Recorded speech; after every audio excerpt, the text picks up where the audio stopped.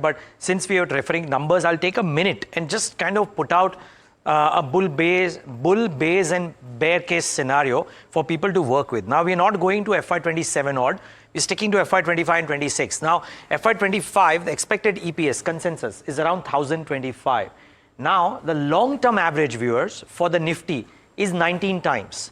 Now, if you believe in your wisdom that the Nifty should trade at 19 times, and there are no rights or wrongs here, by the way, a lot of people believe that it should trade at long-term averages because the growth is not looking very strong, right? If you believe that the Nifty should trade at 19 times, then on current multiples, there is probably a 17% downside, but you don't discount the market on FY25 multiples, you discount the market on FY26 multiples. So going to FY26, if we show 15% growth on the EPS, it goes to 1178. If we go at 12% growth, 1148.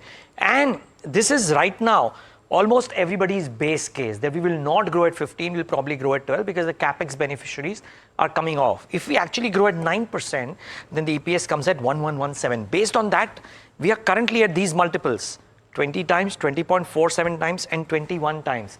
So if the Nifty has to trade at 19 times earnings 1 year forward, which is the long-term average, these are the kind of potential downsides that could be seen.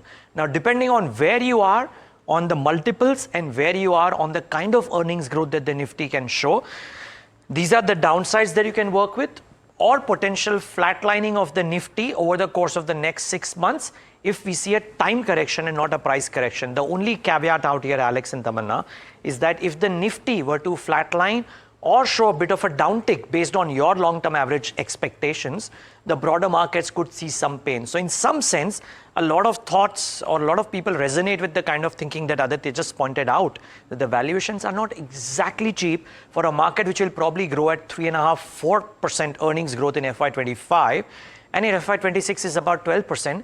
Then you're not growing 12% on a year which has grown 10%, 12%.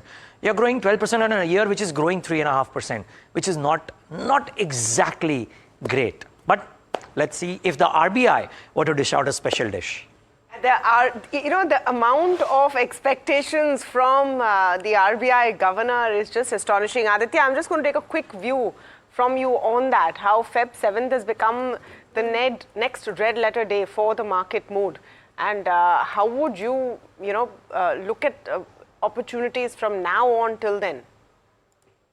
So Tamanna, again, I'll be very careful. Given the fact that the new RBI has come and a lot of OMOs have also been announced, I expect the RBI to either cut rates or to signal that in the next meeting they will cut rates. One of the biggest problems that the RBI was facing was food and vegetable inflation. I think that has subsided to a lot of extent. And there's a clear fillip from the new RBI governor to cut rates. Cutting rates will be an added fillip to the market as well. However, again, as I said, those valuations are not coming down even if the rate cuts really happen. There needs to be a proper correction in the small and the mid cap space. Even after the 20–30% correction, stocks are really very expensive. On the flip side of it, large caps continue to be very, very attractive in the sense that their valuations have gone nowhere over the last 2 to 3 years. And a little bit of 5–10% earnings growth within the large cap space, you will find that they will be the stocks of 2025 is what my opinion really is. Small and the mid caps will take a breather, or large caps will continue to do well in 2025.